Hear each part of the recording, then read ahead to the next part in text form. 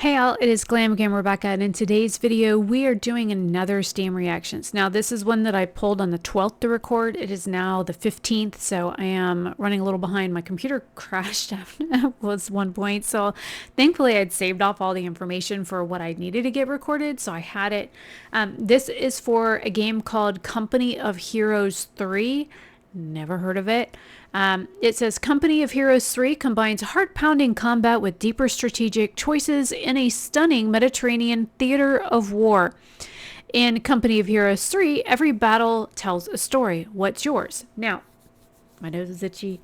It says there are 460 mixed recent reviews and 14,231 all reviews that are also mixed, so that does not bode well. This game's been out for a little over a year. It came out in February 23rd of 2023. The developer is Relic Entertainment and the publisher is SEGA. SEGA, whatever. You know, the game that we played in the 80s. You know, the ones that made all those handheld console things. I never had one. It says this is a strategy, wargame, RTS, action RTS, and PvP. Looks like it's on sale for the next 18 hours, so I really need to get this done and edited and up, which means I'm going to have to move another video that I have going up tomorrow. This is on sale for 50% off for $29.99. It says that you can buy the bundle, the Company Heroes 1, 2, and 3 for 65% off for $35.17. Actually, that's kind of a good deal. You can get all 3 games for like $6 more. Looks like there's an expansion pack as well that you can pick up for $11 and change. And let's peek at the reviews really quick. So it says comparison is to Thief of Joy. This got 26 hours. Let me start off by saying that I'm a fan of COH2, which I'm guessing is the second version of this, that I only play multiplayer. I haven't even launched the campaign. I would also like to point out that each subsequent patch, the game is getting better and better. In general, I look forward to the future with hope as long as the creators devote a lot of time to it that it deserves. There are even games in which I can feel the spirit of COH2, and after finishing them, I feel full. All right. I'm not really... says that why I'm giving it a negative.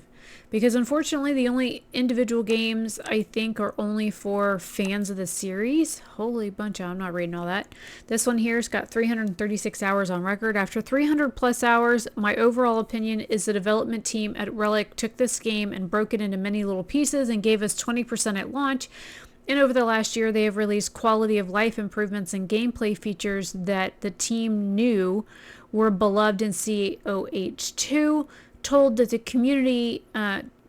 community these brand new innovations are coming out in COH3 and further updates.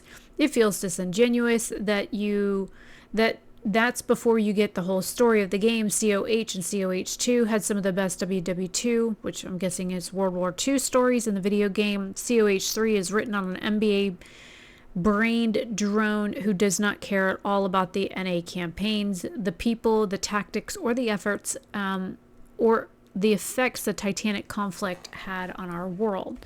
So, I mean, says this is okay, way better than at launch. It looks like a lot of these people are saying the same thing. So, this definitely looks like something that my friend Mike would play. So Michael, if you watch this, let me know in the comments down below. Is this something that you have? Let me look. Does it say? No, it doesn't say you have it. So let me know. Do you play this? Is this something that you'd be interested in? Because I know you like to play games like this. So, all right, let me watch the trailer.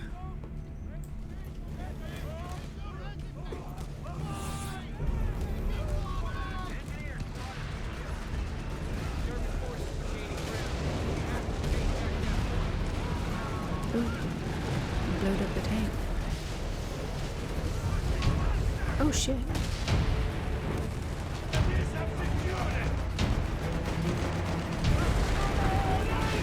At least you can see the AoE like area on the ground that you would have range in. That's nice. And then you can see like where the borders and stuff are.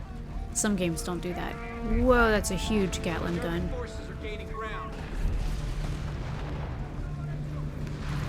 Oh Oh, Doke.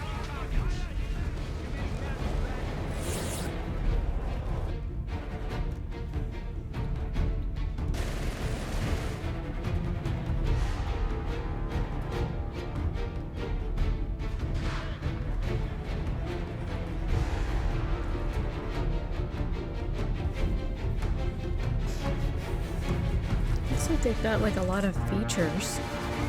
Definitely not a game I would play. But I also don't like war, and I don't understand why people fight over inconsequential shit every day, so... I also see people like writing off creators and stuff that haven't spoken about the war in Israel. Look, my stance on it is, if you're stupid enough to fight over religious stuff, then you're stupid enough to fight over religious stuff, and you guys can do your own shit, because I don't fucking believe in any of this war stuff, and your God isn't better than anybody else's God, and I think fighting over any of that stuff is absolutely asinine. Just like people like the Russians invading Ukraine. Number one, we drew borders for stuff on this planet that we have no right to draw borders on, because the planet belongs to everybody. We shouldn't have lines dividing one country from the next, and the planet doesn't belong to any one human.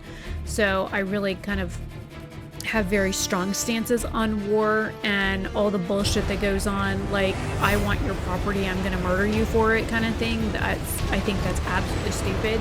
And I think Russia needs to go the fuck back home and get out of my friend's country, because I think they're pieces of shit. So that's my stance on war.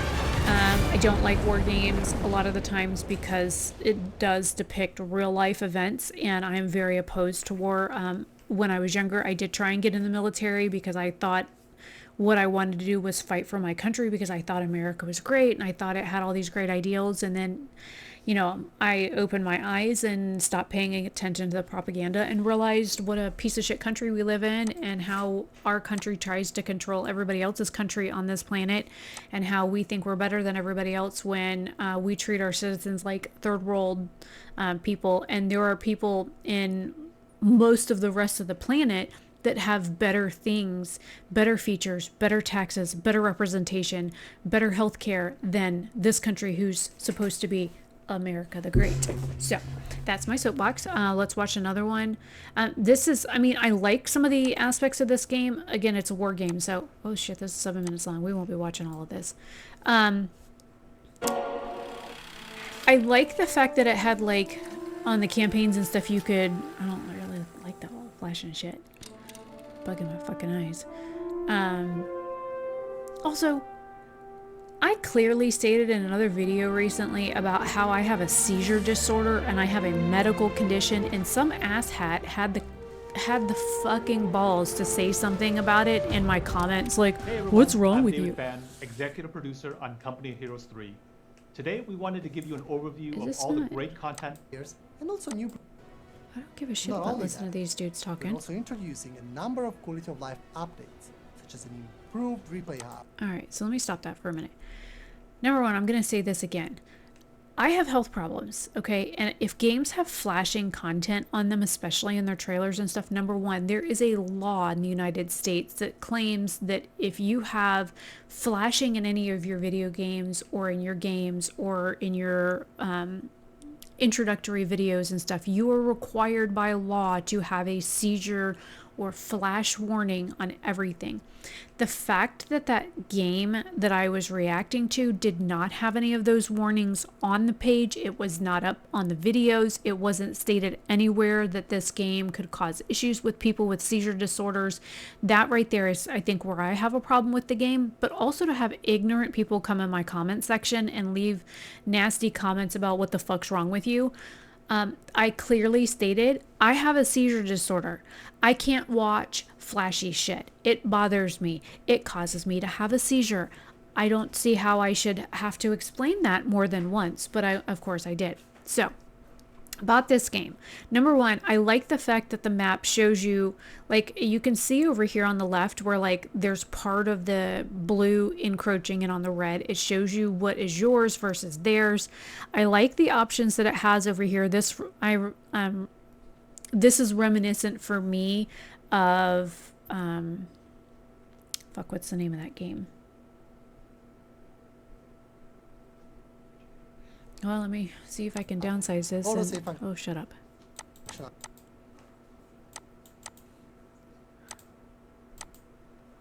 Is it XCOM?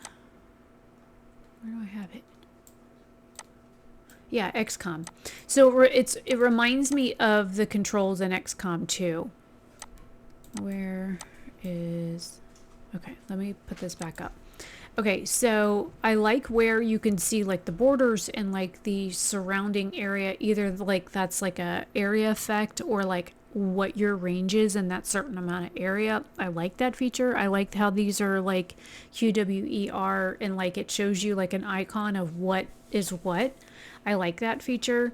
And I like how it shows you like the star rankings over here with the parachute and the gun, and then of course your tank.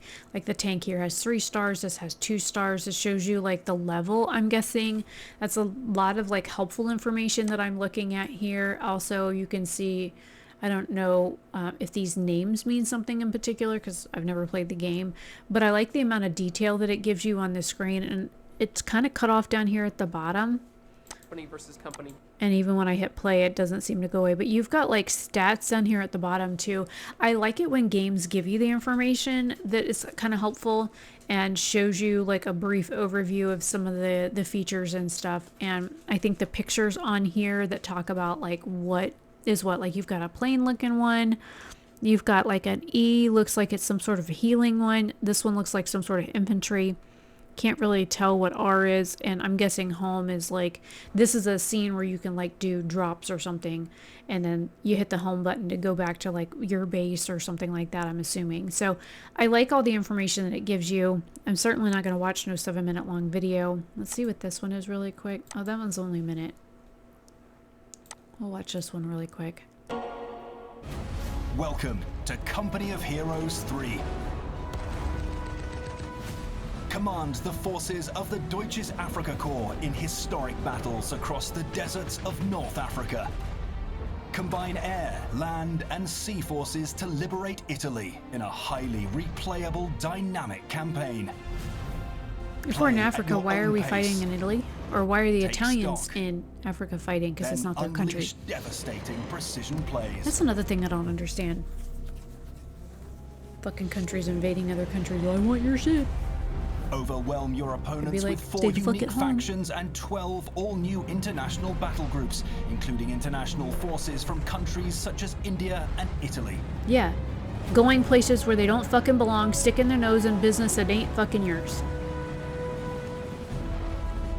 I still don't understand why we go to countries, Compete blow against them your up, friends and then in pay them to competitive fucking multiplayer rebuild. modes. Make that make sense to me, because I honestly can't understand. Why go to a Bring country, your blow up allies their shit, and and then beat the go, odds oops, together." sorry. We came here to help X, Y, and Z, The most but we're sorry we broke spectacular all your shit. strategy Here, game let's yet pay for is it. now available on Steam. Join the fight today at companyofheroes.com. I have like big pet peeves about war, if you haven't noticed. So, let's look at some of the art really quick.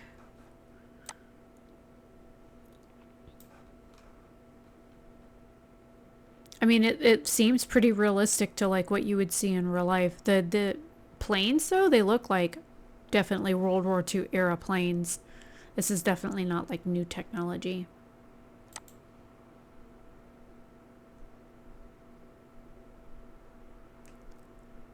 I mean, I like all the attention to detail.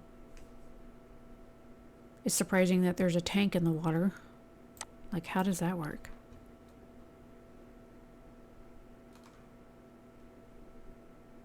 I like all the little icons and stuff, so you can see like this one here in the top middle where it says number 4, and there's, and it looks like a kangaroo on it, but it has like a health bar, and you can see how much health is on it. And then of course down at the bottom you can see like all your vehicles and stuff and see what the health stats are, which is I think that's great information to have. And then of course you've got 451, I'm guessing, is your power, 1770 is your probably your ammunition, 1819 is probably your fuel, and 71 out of 100 probably is your inventory or your manpower, like how many troops you're allowed to have or max capacity. So I think a lot of this information is helpful if I was to play something like this, I would find this information helpful. And anybody that I would see with like a wrench or a plus sign over their head, which means they're a repair or a medic or something, that would be the first person I took out, just saying. Okay, so these are names of cities here. Oh, look, a life. I still don't have one. I do like all the attention to detail.